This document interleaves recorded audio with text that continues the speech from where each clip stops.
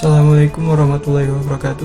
Perkenalkan, nama saya Ahmad Rafiq Manarajki dengan NIM V3423010 kelas D3 dari Informatika A. Saya akan menjelaskan pseudocode atau flowchart dari program-program UTS yang sebelumnya sudah dibuat codingannya. Yang pertama adalah pseudocode dari program 1. Pertama saya menuliskan start di sini adalah tanda untuk memulai suatu program. Kemudian inisialisasi, di sini ada tipe data integer dan string. Kemudian ini inputan, slide ketiga inputan. Kemudian nomor keempat adalah perhitungannya 4, 5, 6, 7, 8, 9, 10. Kemudian 11 saya masuk ke konversi inputan bulan sesuai nama. Di sini ada bulan 1 Januari, bulan 2 Februari, bulan 3 Maret, bulan 4 April, bulan 5 Mei, dan seterusnya sampai dengan 12. Kemudian yang nomor 24 memvalidasi agar usia tidak minus menggunakan if else. Ini inputannya, if tahun input kurang dari sama dengan tahun lahir, validitas sama dengan data tidak valid. Kemudian output yang ditampilkan adalah tanggal lahir, tanggal sekarang, dan usia dalam tanggal, bulan, dan tahun. Kemudian n di sini adalah tanda untuk mengakhiri suatu program. Kemudian nomor 2 ada pseudocode dari program 2. Di program 2 ini membuat program untuk menentukan jenis segitiga berdasarkan inputan sisi-sisinya. Start di sini memulai program, inisialisasi sisi 1, sisi 2, dan sisi 3. Kemudian string jenisnya ini untuk menentukan jenis segitiganya. Input di sini untuk menginisialisasi berapa sisi-sisinya, dari mulai sisi 1, sisi 2, dan sisi 3. Kemudian ada menentukan jenis segitiga menggunakan if else. Jadi jika untuk yang poin pertama, jika salah satu sisinya yang bernilai 0, maka jenisnya bukan segitiga. Dan yang poin yang kedua, jika ada kedua sisi yang sama nilainya, maka jenisnya jika semua sisinya sama, maka jenisnya adalah segitiga sama sisi. Kemudian poin yang ketiga, jika ada dua sisi yang sama, maka jenisnya adalah segitiga sama kaki. Kemudian yang keempat, dengan menggunakan rumus triple Pythagoras, di sini bisa menentukan jenis segitiga siku-siku atau bukan. Kemudian jika bukan termasuk dari semua opsi di atas, maka jenisnya akan menjadi segitiga sembarang.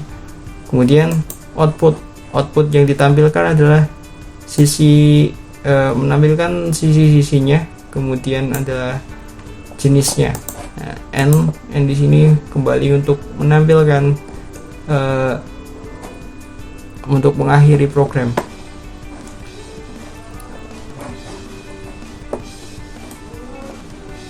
Kemudian di sini ada untuk program 3 ada flowchart, dimulai dari start di sini menggunakan bentuk lingkaran, karena bentuk lingkaran adalah sebagai tanda untuk memulai atau mengakhiri program.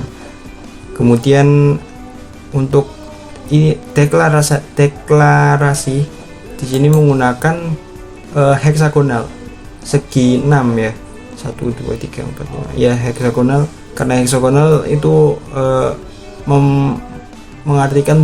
menandakan bahwa untuk digunakan untuk mendeklarasikan suatu tipe data atau variabel. Kemudian ada jajar genjang. Jejer genjang di sini adalah untuk menandakan inputan, digunakan untuk inputan atau output. Di sini saya menginput nama panggilan dan input player, input bot, acak, next, in.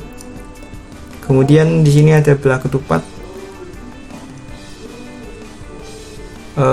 Belah ketupat sendiri adalah menandakan bahwa itu suatu percabangan. Dalam konteks ini saya menggunakan if else. Untuk kodenya saya perbesar. Jika input player lebih dari 3 atau kurang dari 1, jika nilainya benar, maka akan menampilkan sistem out data tidak valid, atau jika salah akan diteruskan if lagi. Jika input player sama dengan 1 dan input bot sama dengan 1, jika fungsi ini benar, maka akan ditampilkan pilihan player dan pilihan bot sebagai manusia. Jika salah, diteruskan lagi ke bawah, input player sama dengan 2 atau input player 1 sama dengan 2. Jika benar, maka akan menampilkan pilihan player dan pilihan bot, yaitu gajah. Jika salah, diteruskan lagi ke 3. Jika benar, maka pilihannya adalah semut. Pilihan ini akan dimasukkan lagi untuk melanjutkan program selanjutnya, yaitu menentukan menang, kalah, atau seri dalam game suite ini. Yang pertama saya menggunakan if else. Jika input player sama dengan input bot 1 atau 22 atau 33, maka hasilnya seri. Ini jika benar. Jika salah, maka akan dicek lagi apakah ada dalam salah satu data ini input player sama dengan 1 dan input bot sama dengan 2, input player sama dengan 2 dan input bot sama dengan 3, input player sama dengan 3 dan input bot sama dengan 1. Jika ada salah satu dari data ini, maka hasilnya adalah bot menang. Jika tidak, maka akan dicek lagi pada data seterusnya, yaitu input player sama dengan 2 dan input bot sama dengan 1, input player sama dengan 3 dan input bot sama dengan 2, input player sama dengan 1 dan input bot sama dengan 3. Jika benar, maka hasilnya player yang menang atau kamu menang. Jika tidak, maka akan menampilkan hasil outputan hasilnya. Dan N seperti yang saya katakan tadi, menandakan untuk mengakhiri suatu program. Kemudian yang terakhir ada flowchart. Ini program 4 dimulai dari start, berbentuk bundar. Kemudian ini deklarasi variabel dan tipe data dengan bentuk heksagonal. Di sini ada integer, gaji pokok, tunjangan anak, tunjangan keluarga, gaji bersih, gaji kotor, pajak, pilihan, jumlah anak, total tunjangan, satu string nama. Kemudian untuk inputan ada nama, pilihan, status, jumlah anak dengan bentuk jejer genjang yang menandakan ini menampilkan input atau output. Kemudian ada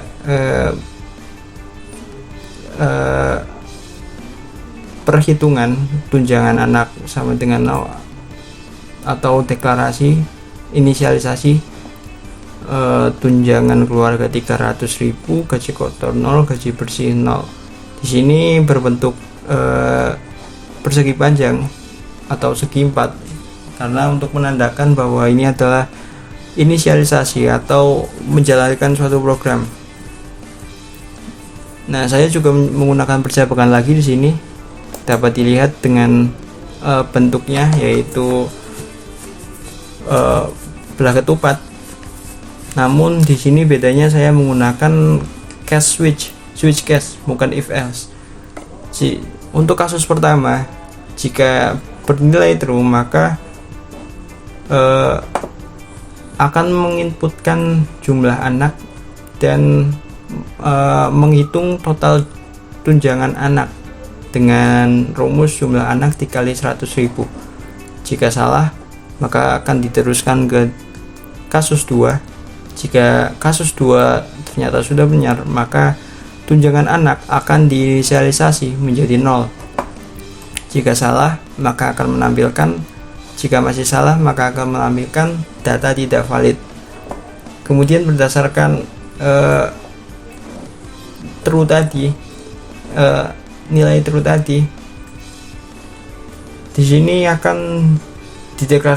sebelumnya dideklarasikan lagi terlebih dahulu, diinisialisasi lagi gaji pokok sama dengan 0, pajak sama dengan 0, kemudian masuk switch cash lagi untuk menentukan inputan pilihan besaran gaji pokok yang menampilkan besaran gaji pokok, bahwa jika cash pilihan 1, dalam cash pertama pilihannya 1, maka gaji pokoknya 100.000. Untuk cash 2, jika pilihannya 2, maka gaji pokoknya 2 juta. Untuk cash selanjutnya, jika pilihannya 3, maka gajinya 3 juta. Nah, di sini saya sudah mendapatkan semua inputan yang diperlukan.